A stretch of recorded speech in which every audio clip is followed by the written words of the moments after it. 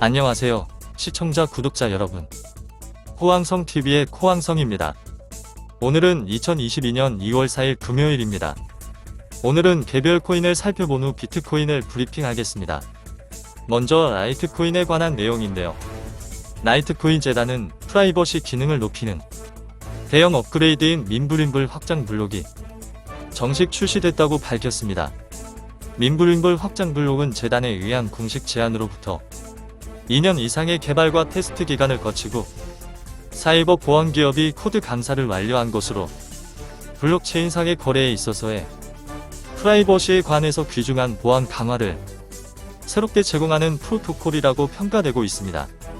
민블링블 익스텐션 블락의 주요 개발자인 데이비드 버켓은 민블링블에서 옵션으로 제공하는 비밀성을 통해 사용자는 작은 일상용품에서부터 급여, 집 구입에 이르기까지 중요하고 필요한 보호를 받을 수 있다고 말하며 민블링블 확장 블록은 라이트코인 진화의 중요한 첫걸음이라고 언급하였습니다. 라이트코인의 창시자 찰리리 또한 개발자팀의 지난 2년간 꾸준한 노력과 헌신의 경의를 표하며 기부를 통해 라이트코인 민블링블 펀드를 후원한 커뮤니티에 감사를 표했습니다. 민블링블은 거래 금액을 공개하지 않는 기밀 거래나 복수의 거래 데이터를 혼합하는 믹싱 기술 등 다양한 기술을 조합하는 것으로 거래의 프라이버시를 지키는 프로토콜입니다. 라이트코인 재단은 민블링블이 완전한 익명성을 제공하는 것은 아니라고 설명했으며 규제 준수가 요구되는 거래소 등에서도 민블링블의 프라이버시 기능을 특별히 문제 삼지 않고 있는 것으로 알려졌습니다. 대조적으로 2021년 초 규제가 강화되는 가운데 모네로와 지캐시, 그리고 대시 등 익명성이 높은 통화에 대해서는 많은 거래소가 지원을 중단을 했었는데요. 현재 민블링블 확장 블록은 프라이버시 기능의 제공에 의해 대체 가능성을 높이는 기술로서도 기대되고 있습니다. 이번엔 리플에 대해서 설명해 드리도록 하겠습니다. 리플은 암호화폐 자산을 기반으로 하는 국제 결제 플랫폼에 주문형 유동성과 관련해 지난 분기 10억 달러 이상의 리플을 판매했다고 발표했는데요. 회사 측은 자체 구입분을 제외한 리플의 순매출은 7억 1,700만 달러로 전 분기 대비 45% 이상 증가했다고 밝혔습니다. 리플은 거래소에서 사전 자금을 동원할 필요 없이 즉각적인 국제 결제가 가능한 자사의 ODL 서비스에 대한 수요의 지속적인 증가를 리플 판매 급증의 이유로 들었습니다.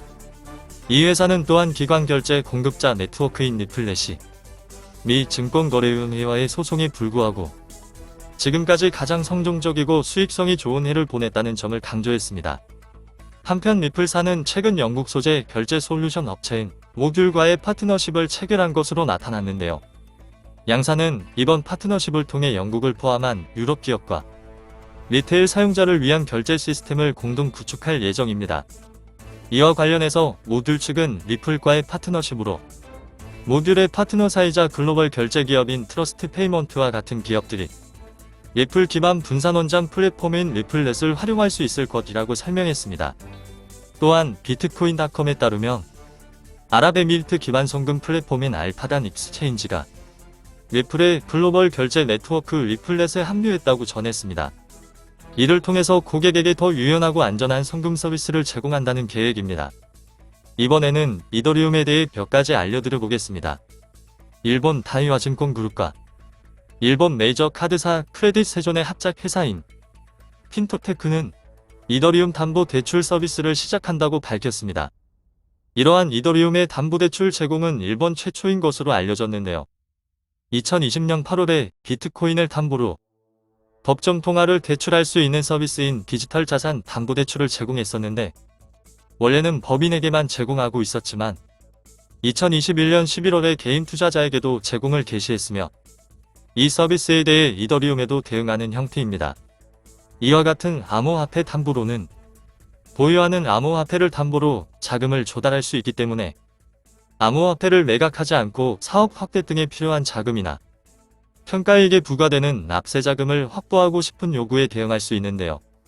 미국의 대형 금융기관 피멜리티의 자회사와 대형 암호화폐 거래소 코인베이스 등이 비트코인이나 이더리움을 담보로 한 대출 서비스를 이미 전개하고 있으며 최근에는 NFT를 담보로 한 융자 서비스도 여러 등장하고 있습니다.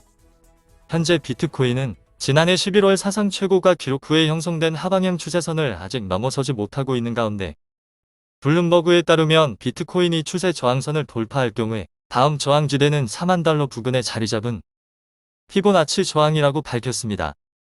인터액티브 브로커즈의 스티브 소즈닉 또한 비트코인과 주식시장의 동조화가 항상 유지되는 것은 아니라며 위험자산 중에서도 쿠션 역할을 할 수 있다고 주장했습니다. 비트코인은 2026년까지 주 자산이 될 것이라고 믿고 있는 사람들 또한 많이 생기고 있습니다. 저도 개인적으로는 비트코인이 미래에는 주요 통화가 될 거라고 긍정적인 생각을 가지고 있는데 여러분들의 생각은 어떠신가요? 여기까지 코왕성이었습니다. 감사합니다. 구독과 좋아요, 알림 설정까지 부탁드려요.